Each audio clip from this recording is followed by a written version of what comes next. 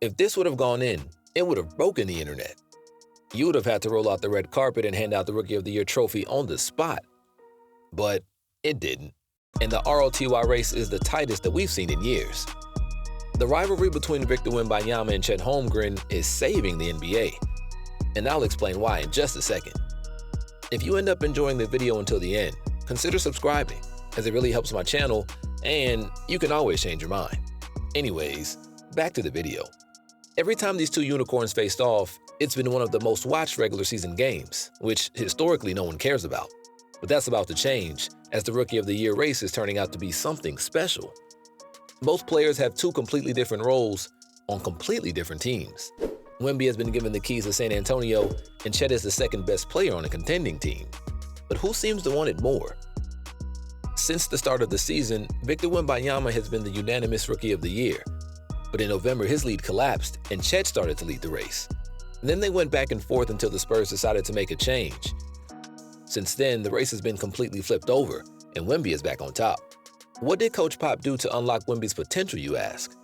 He moved him to center, and since then, Wemby has been getting more efficient shots at the rim and completely dominating on defense.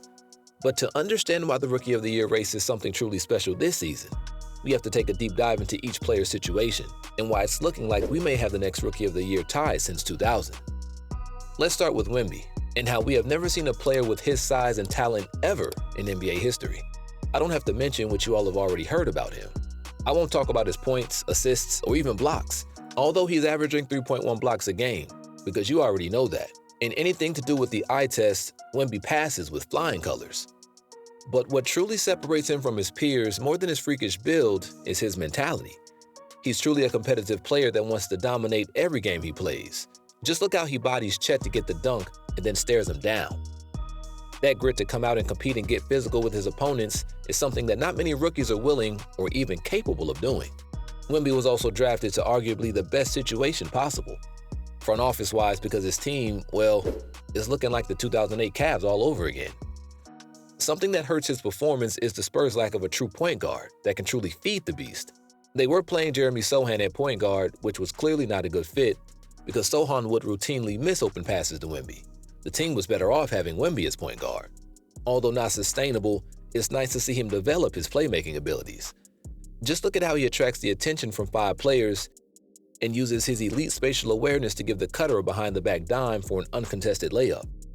Wemby is naturally great at attracting attention, and when he's not in the paint, teams tend to leave a lot of open spaces, like on this play, where Vessel runs a quick pick and roll, who returns the favor and gives him a tight pocket pass to a wide-open paint for the three-point play. Although Wemby has shown glimpses of his passing abilities, that's not where he thrives. Not enough people talk about how Wemby, despite being a rookie, seems to have an extremely high basketball IQ at this level. He's arguably a top 5 defender already, but it's not just his height or wingspan that got him there. He constantly makes the correct defensive reads and has great timing that actually gives so much value to him as a rim protector rather than just jumping and hoping he gets his hand on the ball. Victor Wembanya is arguably the most talented rim protector in the league, and as just a rookie, he's already being considered for the Defensive Player of the Year award. And it's not like the best players are taking it easy on him. Just look at how John Moran on his 9th game of the season tried his best to humiliate Wemby, like he's done to other players for years. He even beat him to the rim. He's just too damn long. The last time Victor Wembanya and Chet Holmgren faced off, it was one of the most exciting games. Not because it was a close one. It was actually a blowout win for the Thunder, but because we got to see the duel of the unicorns. But who truly won the duel? Well, to find out, we have to look at the numbers. When matched up with each other, Wemby was 7 for 15 with Chet as his primary defender. But what about Chet?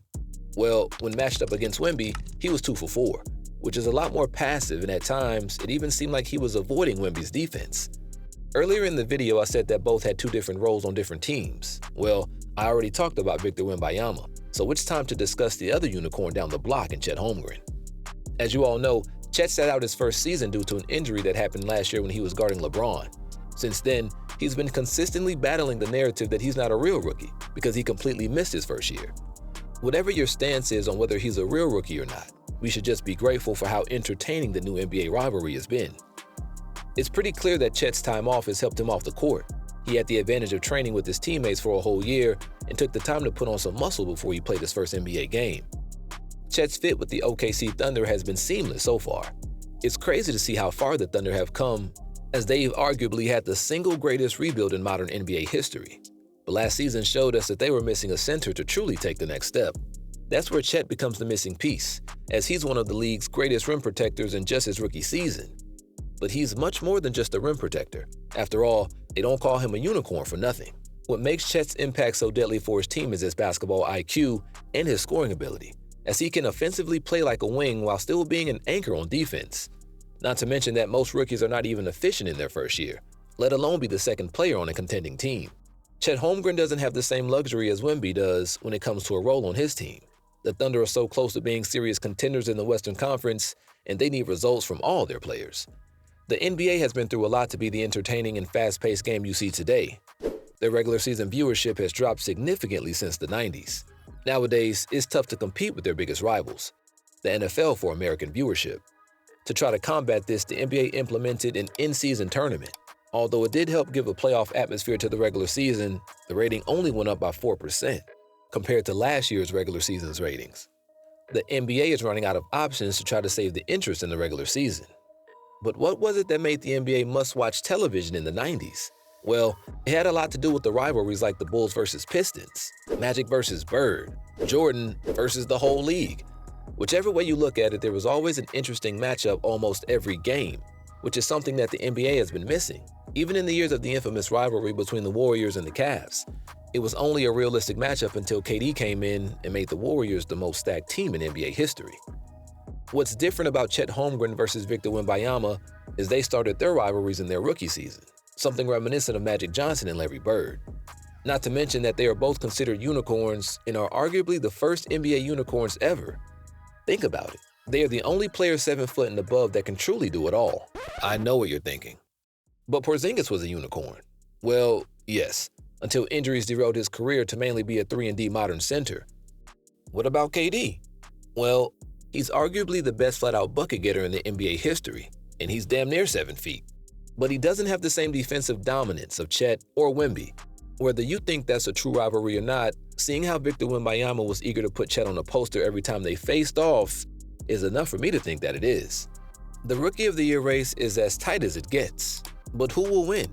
My prediction is that it will actually be a tie. In modern NBA history, we've had 2 Rookie of the Year trophies be shared.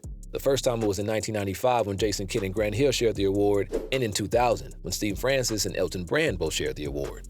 If they don't end up sharing the award, I think it's more likely to go to Victor Wembanyama. But these two have created an immense hype, and if both players continue to play at the level they are playing, it's going to be hard to make a decision. And making this year's Rookie of the Race year a tie would definitely add to the narrative of the rivalry. As an NBA fan, I'm beyond excited to see these two next-gen giants face off and dominate the league for years to come. It's impossible to know how long it would take for the San Antonio Spurs to give Wemby some help. But regardless, seeing Victor Wembanyama and Chet Holmgren compete will be enough for NBA fans to tune in. And I can fully expect these two to compete in the playoffs for years to come.